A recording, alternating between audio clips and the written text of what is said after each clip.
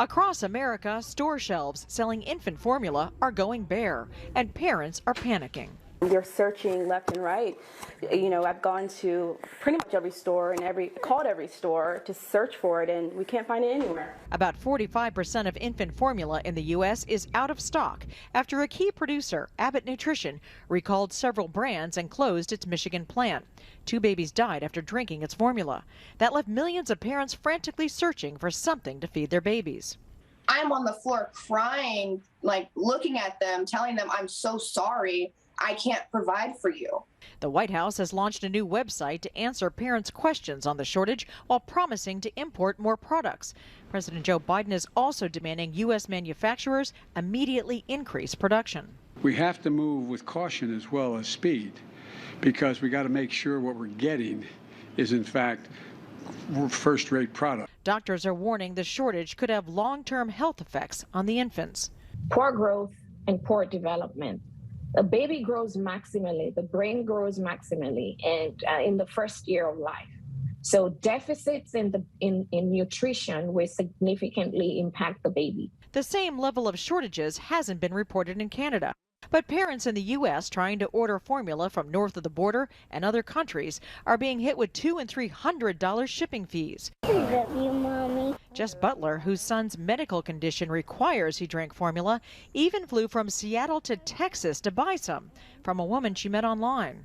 I spent 2 days talking to her and trying to meet at places, and she never showed, and eventually just blew me off. Congress is now demanding the 4 leading formula manufacturers explain what they're doing to fix the crisis.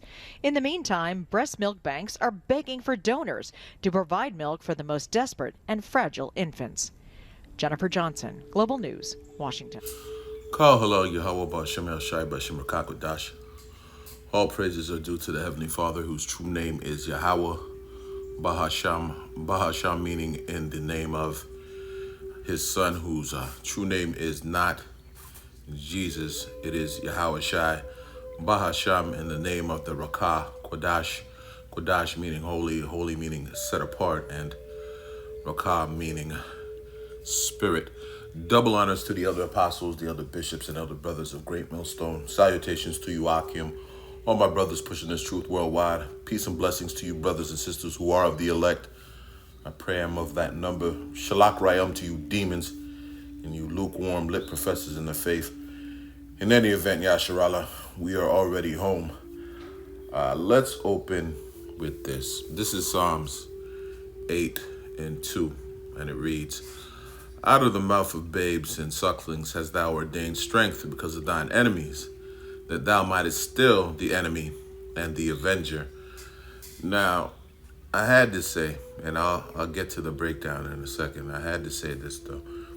This is the first time in a long time being held captive by Esau's system, of course, that I've had what I feel is enough time to focus on the time at hand as far as current events, considering this last week alone, all the madness that I've heard and had to bear witness to. I see the CIA is still cooking up more and more ways to censor what gets shared on the internet, really in the hopes of censoring we Israelites, the same way their elite handlers are finding more ways to distract those who really don't know what's going on out here.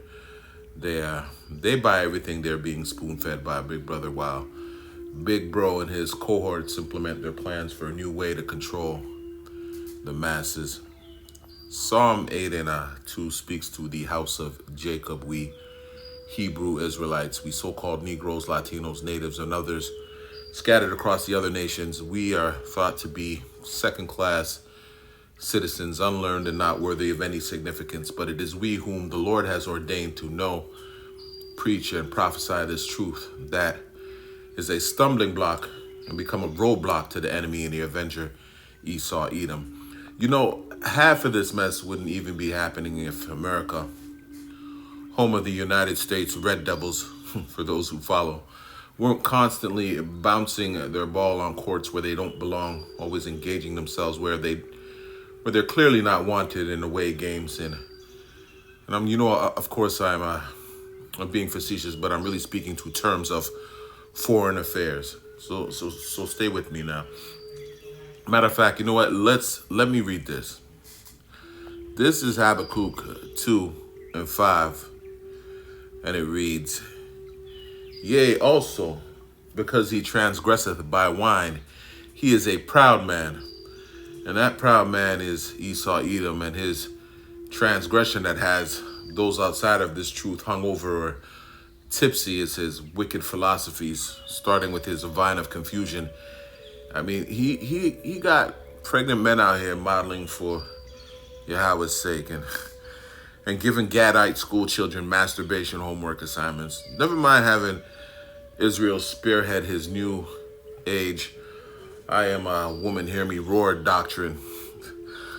Unbelievable. Neither keepeth at home, neither he his evil ideologies, nor his wicked influence. Since time immemorial, Esau has made his way and his living by conquering and pillaging, subduing people and land, and of course draining resources that did not belong to him. I mean, how dare Russia revert back to being uncivilized and doing the same? Who enlargeth his desire is hell. Everything he's taken, he's reduced to ashes, and is as death. Again, everything he touches, he destroys. No man, woman, or child, no community or nation of people subject to his clutches are safe. His blessings the sword, ergo death is the result, and cannot be satisfied. To quote Elder Apostle Gabar, his desire for possessing the fatness of the earth is insatiable. Look that word up. In other words, it cannot be quenched. But gathereth unto him all nations, and heapeth unto him all people, which is why all this hit plotting and scheming is based on his desire to identify and chip everything moving so he can maintain his control over humanity under the rule of a one world dictatorship, i.e. the New World Order. Now, for E, that is proving more and more problematic. To hell with simple non-compliance. More and more, we're seeing examples of all-out civil unrest. The other nations, be it their nationalists here, where they call home, or far abroad, have grown sick and tired of being sick and tired with America's brand of oppression. You may know it by its code name, democracy. In fact, the world over has had about enough of Esau's do as I say and not as I do policy. Let's go to 2 Ezra 15 and 14, and it says this. Woe, woe meaning destruction. Woe to the world and them that dwell therein. Hence the idea, if not for dum-dums meddling in affairs outside of his domestic scope, inflation would not be the major part of the U.S. conversation to date, and there wouldn't be a need for all this finger-pointing aimed at Russia, which is only causing more international tension, if you will. It is E sitting in the power seat of Babylon, fueled by his destructive nature. Their answer to everything seems to be print more money, which is the real root to the problem. The scriptures say you reap what you sow, and El Shaddai, another attribute for the Heavenly Father, which everybody outside of this truth seems to think is all about cupcakes and fruit roll-ups. El Shaddai, meaning that terrible demon-like power. He's just coming to collect. Venezuela, who has been more than candid with their displeas of U.S., aka Babylon Central's economic interference, leading with sanctions. On a world scale, their inflation being the highest. Who else but America is directly responsible for that? What you're seeing is just chickens coming home to roost. I mean, food shortage has always been a thing globally. It's only now gaining so much attention because it is being made to happen in the free world. If you can't see the shortage of food is self-induced, then your eyes are wide shut. Now, the story is a low supply of baby formula due to recalls by the U.S.'s top manufacturer. Recalls. Okay. Speaking of babies, Eric Adams, the mayor of New York, says he supports abortion till the moment of birth. If that is an example of destruction being dictated by the handlers, i.e. Job 9 and 24 comes to mind, then I don't know what is. 2 Ezra 15:15. For the sword and their destruction draweth nigh. Speaking to conventional warfare, of course, and then the modern day sword, which is a gun, but also speaks to the firing of missiles, hypersonic being the latest threat to Esau's rulership. And let's not forget the greatest example of the sword to date, which is the hypodermic needle. And one people shall stand up and fight against another, and swords in their hands, which speaks to class wars, the rich versus the poor, one of the products of capitalism rarely spoken about. Basically, the haves against the have-nots, classism induced by racism, communism, socialism, etc., the schisms of isms, if you will. And again, civil war amongst the other races, which is what the feds has been up to with this latest psyops coming out of Buffalo.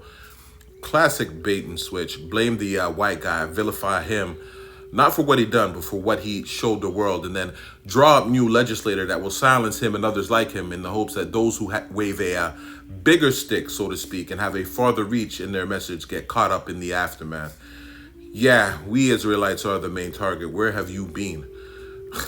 Really, Big Brother is hoping you come down with a case of the Hegelian dialectics, their problem, your action, and then their solution.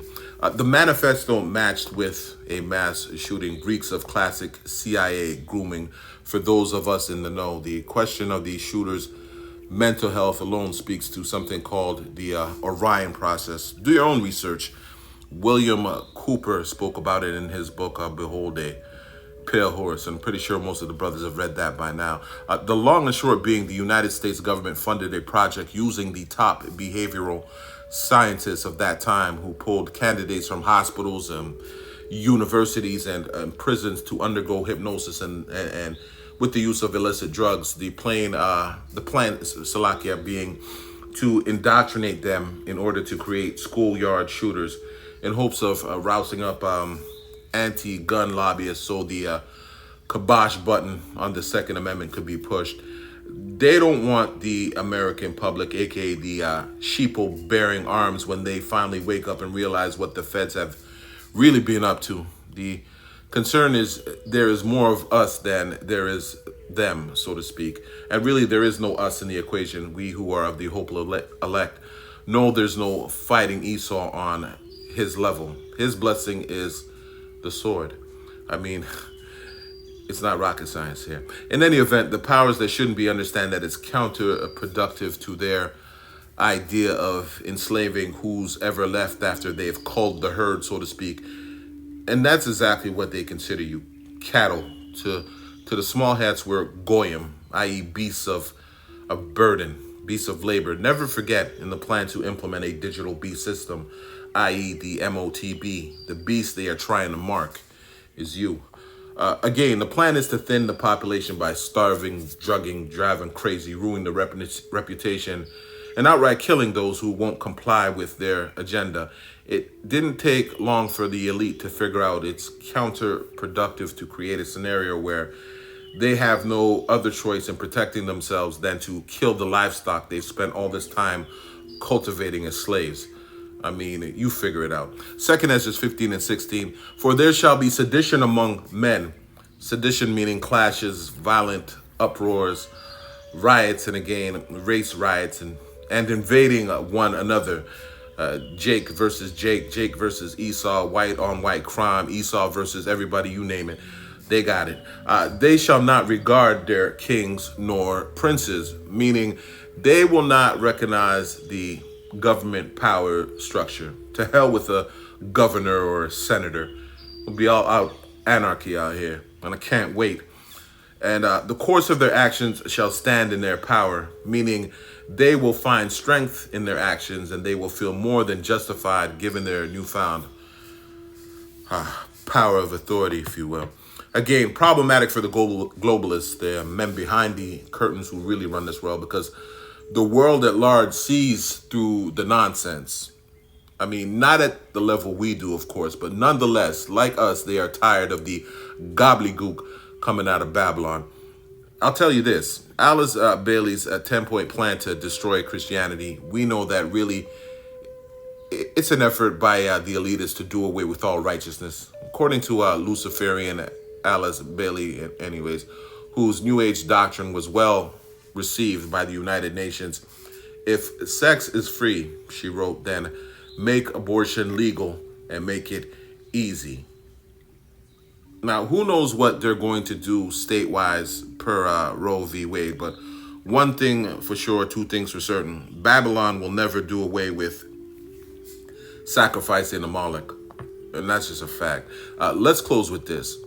This is Revelation 17 and 16, and it reads, and the 10 horns which thou sawest upon the beast, the 10 horns, initially they are the 10 kings or 10 rulerships of the ECCE. Today they are known as the EU, short for the European Union. Originally, the 10 represented the 10 countries of the Western European Union established for European security and defense. These shall hate the whore. Sweden this, Finland that. Turkey won't be satisfied until they fulfill their own little vendetta. All that is smokes and mirrors. Nothing to see here that will only lead to the inevitable. America, NATO, and EU make up the beast and are indicative of the beast system that will be responsible for implementing the mark of Revelation, the 13th chapter. But the beast separated from the whore being America, referred to as a whore because she is in bed, meaning in business and immersed in commerce with all the other nations. Really, she ain't got a type. But in any event, the beast will turn on her and engage her with violence using hypersonic, thermonuclear, and intercontinental ballistic missiles, and shall make her desolate and naked, as if she don't got anything on now, but in any event, and naked, and shall eat her flesh and burn her with fire. Ergo, the whore, which is America, will be destroyed. And ain't no other formula than that. Call halal Yahweh Ba Shem Yahweh Shai Ba Shem Kodash through the power and spirit. I hope you are edified. Double honors unto the elders and apostles of Great Millstone who teach us 100% truth and rule well. Salutations to the hopeful elect. Remember, no yes, no yeah, and damn sure, don't take that chip. Shalom, Yasharallah.